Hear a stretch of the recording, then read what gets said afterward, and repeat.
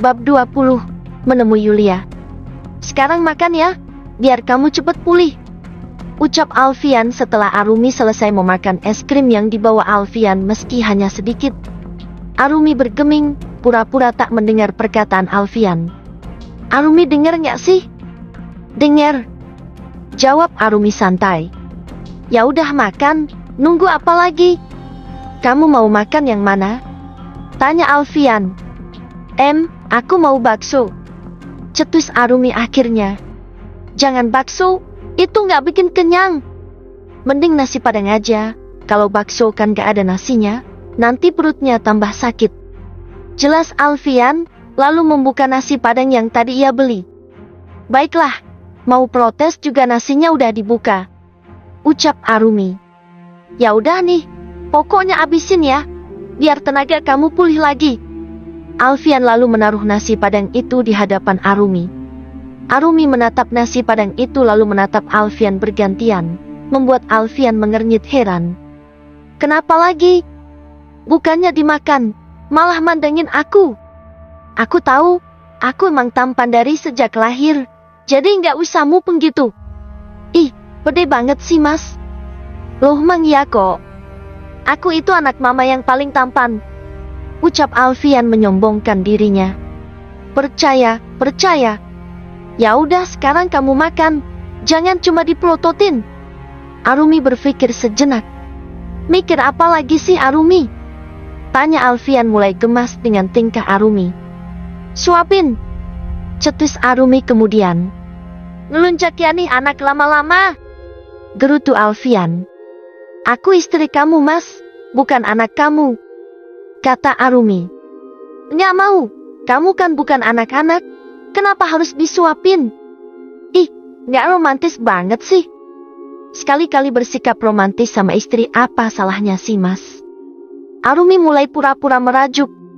Romantis itu buat pasangan yang saling mencintai, sedangkan kita kan nggak, ucap Alfian santai. Kalau gitu aku nggak mau makan. Arumi bersedekap, lalu membuang pandangannya dari Alfian. Ceka, Arumi, hobi banget ngambek sih. Tahu nggak, kamu itu benar-benar beda sama Yulia. Yulia itu bahkan sekalipun nggak pernah bersikap kekanak-kanakan kayak kamu, omel Alfian, seiring tangannya yang mengambil nasi dengan ayam goreng sedikit beserta sayurnya, lalu mengarahkannya ke mulut Arumi. Buka mulut, Dengan senyum malu-malu Arumi akhirnya membuka mulut dan menerima suapan dari Alfian. Karena aku adalah Nurita Arumi Azahra, bukan Yulia, ucap Arumi di sela-sela ia mengunyah makanannya. Udah makan dulu, jangan banyak ngomong, kata Alfian, lalu kembali menyuapi Arumi. Entah mengapa Alfian merasa senang saat Arumi makan begitu lahapnya, bahkan saking lahapnya, kedua pipi Arumi menggembung akibat makanan yang ia makan. Mau makan bakso lagi mas? Kan udah makan nasi, ucap Arumi sembari nyengir. Ya ampun, dasar cewek nggak tahu malu. Gak ada jaim-jaimnya banget ya. Alfian menggelengkan kepalanya sembari membuka bakso yang tadi ia beli lalu memindahkannya ke mangkuk styrofoam yang tadi memang ia beli. Kenapa? Tanya Arumi. Kecil-kecil makannya banyak banget. Di mana-mana, cewek itu makannya cuma sedikit buat jaga bentuk tubuh. Nah ini sebaliknya, makan udah kayak kuli bangunan, ejek Alfian. Itulah keistimewaan yang diberikan Tuhan untukku mas. Sebanyak apapun makanan yang aku makan, tapi tubuhku selalu bagus kok, nggak melar kemana-mana. Arumi tak mau kalah. Itu artinya perut kamu nggak sehat. Jangan-jangan usus kamu itu isinya cacing kremi doang, makanya apapun yang kamu makan nggak jadi daging, gara-gara dimakanin cacing kremi. Ih, bahas apa sih mas? Jorok banget. Arumi merasa geli dengan pembahasan Alfian. Tak menjawab perkataan Arumi, Alfian pun kini menyuapi Arumi bakso yang tadi Arumi inginkan. Kali ini pun Arumi begitu menikmatinya. Sekarang mau apa lagi? Tanya Alfian saat bakso yang dimakan Arumi telah tandas tak tersisa. Memang masih boleh mas? Tanya Arumi polos. Allahu Akbar Arumi.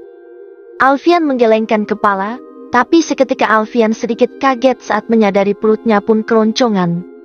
Perlahan Alfian pun mengambilkan Arumi makanan yang tadi ia beli. Aku mau nasi seafood mas. Tanpa banyak kata Alfian pun mengambilkan Arumi lalu berniat untuk duduk di sofa agar Arumi tak mendengar suara perutnya yang juga meronta ingin diisi.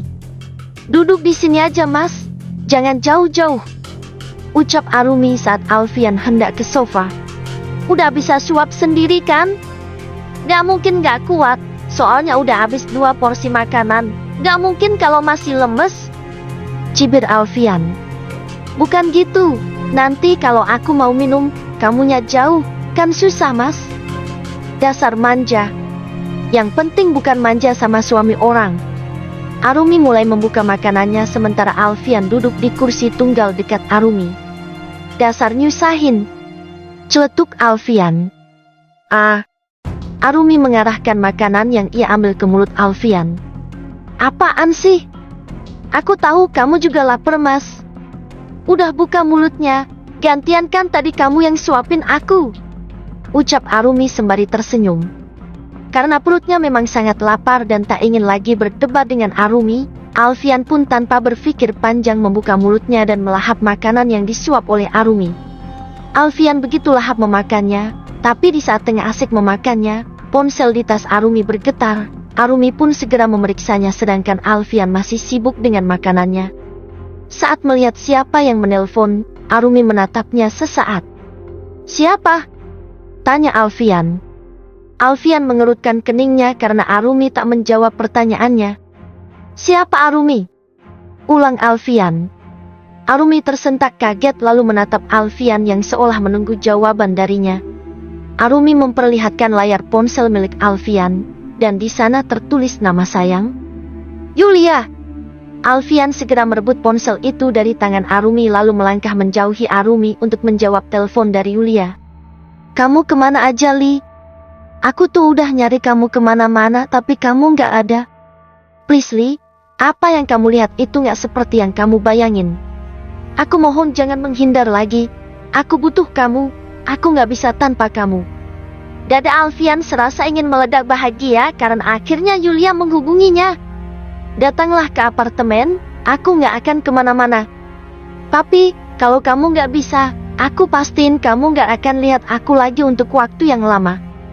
Tapi Lia, belum selesai Alfian berbicara, sambungan telepon pun terputus. Dan saat Alfian mencoba menghubunginya kembali, nomor Yulia pun kembali tidak aktif. Shit. Alfian pun mengacak rambutnya frustasi, merasa bingung apa yang harus lakukan. Di satu sisi ia sangat ingin bertemu Yulia, tapi di sisi lain Omar dan Arumi pun membutuhkannya. Ragu-ragu Alfian pun mendekati Arumi. Arumi, aku harus pergi dulu, ucap Alfian pelan. Ketemu Yulia? Arumi menghela nafas panjang karena Alfian tak menjawabnya. Tidak bisakah selama 7 hari ini waktumu untukku saja? Bukankah kita sudah saling berjanji? Lagi pula Oma sedang sakit dan membutuhkan kita mas. Aku harus bilang apa kalau Oma nanyain kamu nantinya? Ini darurat Arumi. Yulia mengancam kalau aku nggak datang, ia akan mengakhiri semuanya. Aku janji habis maghrib nanti aku pasti kesini lagi. Alfian sedikit memohon. Berikan alasan apapun kalau nanti Oma nanyain aku. Aku harap kamu mengerti Arumi. Aku nggak bisa tanpa Yulia. Pergilah. Arumi membuang pandangannya ke tempat lain. Tanpa basa-basi lagi Alfian pun segera berlari keluar dari ruangan Arumi. Arumi meremas dadanya yang tiba-tiba sakit. Bukankah dia memang seperti itu? Harusnya kamu nggak perlu merasa sakit Arumi. Bukankah dari jauh-jauh hari kamu sudah mempersiapkan situasi seperti ini? Jadi, jangan menangis jika hal ini akhirnya memang harus terjadi. Arumi berbicara sendiri, berusaha menguatkan dan menghibur hatinya sendiri. Aku kira kamu lupa alamat kesini setelah beberapa hari nampak mesra sama istri kamu, ucap Yulia saat Alfian baru saja sampai di apartemennya. Seketika Alfian memeluk Yulia erat, menyalurkan rindunya yang sudah berhari-hari ia pendam. Bagaimana mungkin aku lupa Li? Seseorang tidak akan pernah lupa pada tujuan hidupnya. Kamu adalah tujuan hidup aku. Gak mungkin aku bisa lupa. Alfian melepaskan pelukannya lalu menatap Yulia dengan penuh rasa rindu. Setelah itu Alfian pun mendaratkan. Pinter gombal ya kamu sekarang. Yulia pun melepaskan dirinya dari Alfian lalu berjalan ke arah ruang tamu lalu duduk pada sofa dan diikuti oleh Alfian. Memang itu kenyataannya sayang. Ucap Alfian lalu meraih jemari Yulia dan mengecupnya cukup lama. Berapa hari lagi sampai perjanjian itu selesai? Tanya Yulia. 3 hari lagi, dan setelah itu aku bisa bebas dan kita akan bahagia. Jawab Alfian mantap. Baiklah. Jangan terlalu mendalami peran sebagai seorang suami, nanti istri kamu bisa salah paham. Ucap Yulia lagi lalu bangkit dan berjalan ke arah dapur. Kamu gak lagi cemburu kan, Li? Aku gak cemburu, aku cuma mengingatkan. Takut aja kalau Arumi sampai salah paham terus membatalkan perjanjian itu. Alfian pun berjalan ke arah dapur lalu memeluk Yulia dari belakang dan mencium aroma rambut kesukaannya. Bilang cemburu aja susah banget sih. Kamu gak akan rugi kalau kamu bilang kamu cemburu. Malah kamu dapat untung karena aku tambah sayang sama kamu. Alfian mengeratkan pelukannya di pinggang ramping Yulia. Yulia memutar tubuhnya menghadap Alfian lalu menatapnya intens lalu mengalungkan kedua tangannya pada leher Alfian. Kamu cuma punya aku dan cuma aku yang bisa bikin kamu tergila-gila. Yulia pun Alfian, seolah dialah sang pemilik. Alfian pun tanpa ragu membalas pagutan sang kekasih, menyesapnya dengan rakus, melumatnya juga meninggalkan gigitan-gigitan kecil di sana, membuat Yulia sesekali meringis manja. Kedua sejoli itu larut dalam lautan rindu seolah puluhan tahun baru bertemu, sehingga aktivitas mereka seolah tak ingin usai. Di saat mereka hampir kehabisan nafas, barulah mereka berdua sama-sama melepaskan diri dan meraup oksigen sebanyak-banyaknya. Setelah oksigen dirasa cukup untuk paru-parunya, Yulia pun memeluk Alfian.